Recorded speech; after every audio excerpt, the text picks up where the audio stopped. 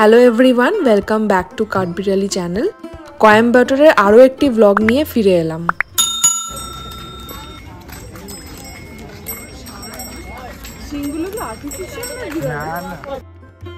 এদিন কোয়েম্বাটোরের লাঞ্চের পর হোটেলে একটু রেস্ট নিয়েই আমি, রিয়া আর জিৎ বেরিয়ে পড়েছিলাম ঈশা ফাউন্ডেশনের আদিয়োগী দর্শন করতে। পার্থরাতে অফিস ছিল, তাই আজকে আর আমাদের সঙ্গে আসতে পারেনি, আমরাই বেরিয়ে পড়েছিলাম।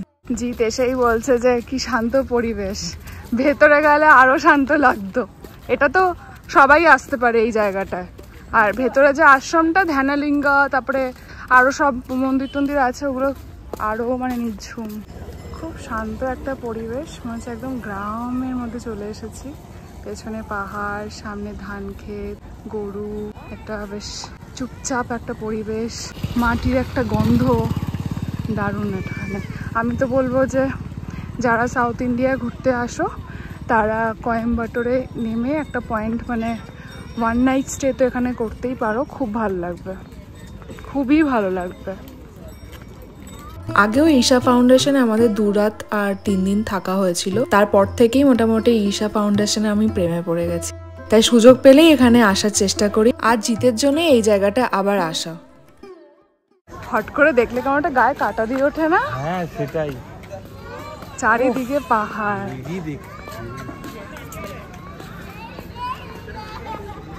সূর্যটা জাস্ট ডুবছে, দেখেছিস? পাহাড়ের পেছনটা দেখ, জাস্ট ডুবছে, কি সুন্দর এটা লাগছে।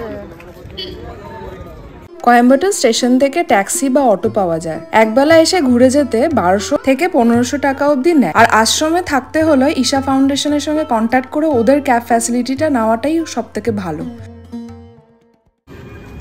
এই গাড়িগুলো দেখছি নতুন চালু হয়েছে, আমরা এখন এসেছিলাম তখন এটা ছিল না। এই জায়গাটা আমার দারুণ লাগছে, জাস্ট পাহাড়ের পেছন দিয়ে সূর্যটা ডুবছে আর এখান দিয়ে পুরো মেঘ। আহা হা, তোকে দাঁড়া একটা ফটো তুলে দিই ওইখানে গিয়ে। হ্যাঁ, এটা দারুণ লাগছে। দেখ, ঈশা সেন্টারের মেন গেট থেকে 5-10 মিনিটের হাঁটা পথ।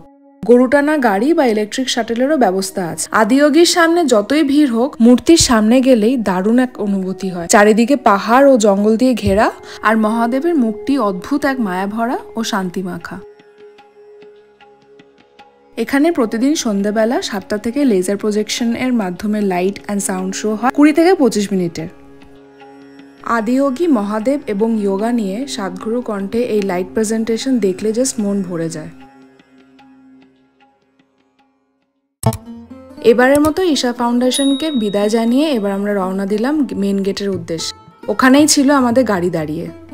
জিৎ হলো আমার পিসির ছেলে, আর ওর জন্যই আসা আজকে ঈশা ফাউন্ডেশনে। প্রায় 2 ঘন্টা লেগেছিল আমাদের পৌঁছতে কোয়েম্বাটোর স্টেশনের কাছে। আর যেহেতু কোয়েম্বাটোর স্টেশনের কাছেই আমাদের হোটেলটা ছিল, ওর কাছাকাছি একটা রেস্টুরেন্টে আজকে আমরা ডিনার করেছিলাম। নিয়েছিলাম হচ্ছে fried rice, veg fried rice, একটা নর্থ ইন্ডিয়ান থালি, আর রিয়া খেয়েছিল ইডলি আর চা নিয়েছিলাম কারণ খুব ক্লান্ত লাগছিল। আমাদের এখন সাউথ ইন্ডিয়ান খাবার খেতে খেতে অভ্যাস হয়ে গেছে, তোর তো এখনো সেভাবে হয়নি। এই চাটা খা।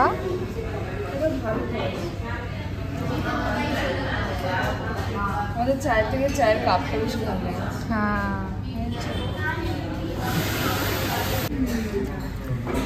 আগেবারও খেয়েছিলাম, ভালো মারাত্মক।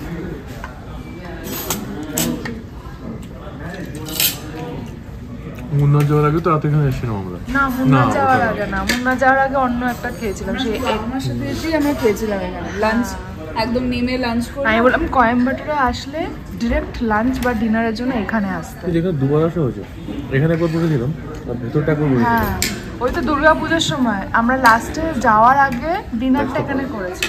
ডিনারও হ্যাঁ এখান থেকে করেছিলাম। ইডলি যে চাটনিটা আমার দারুণ লেগেছে, অসাম। খেয়ে দেখো একটুখানি, দুটোই খেয়ে দেখো একটু। লালটা কালার। হ্যাঁ,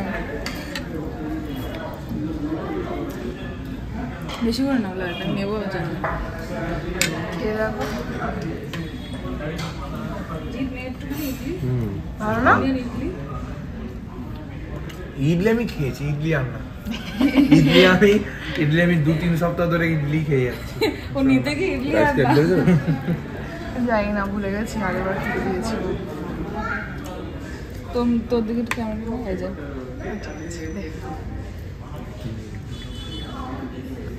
কোনটা কি আর একটা সেরা জিনিস দাদা, এটা নে, ডাল মাখনি আর জাফিল দাও, কলকাতা স্টাইল লঙ্কা, ব্লড লঙ্কা তো এটা সেরা। ডাল মাখনি এটা নাকি না পনির? আমরা পনির বাটার মশলা বলেছি।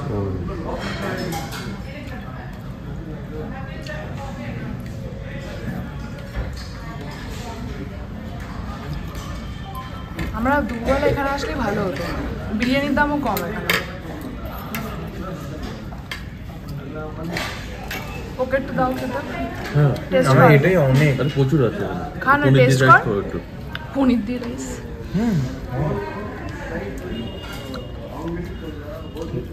ওইগুলো দিও না, পড়ে যাবে পড়ে যাবে পড়ে যাবে। পনির তুলে নাও কেমন আছে? ফ্রাইড রাইসটা দারুণ করেছে।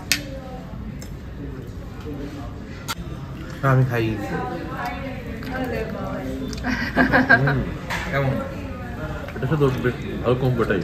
হ্যাঁ, পনির বাটার মশলার সাথে ফ্রাইড রাইস ভালো লাগে। আর রাইসটা না একটা বেশ স্মোকি স্মোকি ফ্লেভার আছে, বলো? আচ্ছা সিগারেট খা। জিদা আমাকে বার করে দেবে।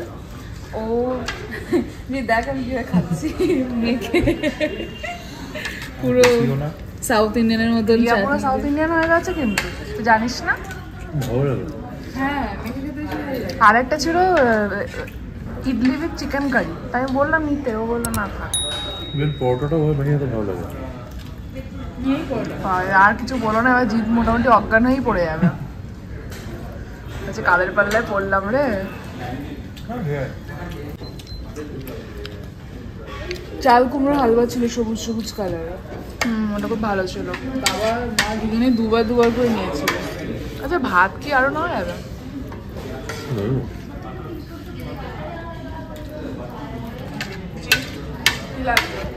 কিচ্ছু লাগবে না, পনিরটা দিয়ে খাওয়া আলুটা ভালো। কয়েম্বাটোর জাংশনের ফ্রন্ট গেট দিয়ে বেরিয়েই অপোজিট গলি ঢুকতেই আইডিয়া ইন রেস্টুরেন্টটা, আর তাদেরই একটা থাকার ব্যবস্থা আছে যেটার নাম হলো আইস্টে। পেট ভরে একদম ডিনার করে রেস্ট নেওয়ার পালা। পরের ব্লগে আবার দেখা হবে। এবার ব্লগটা শুরু হবে কেরালাতে। সবাই ভালো থেকো আর সুস্থ থেকো।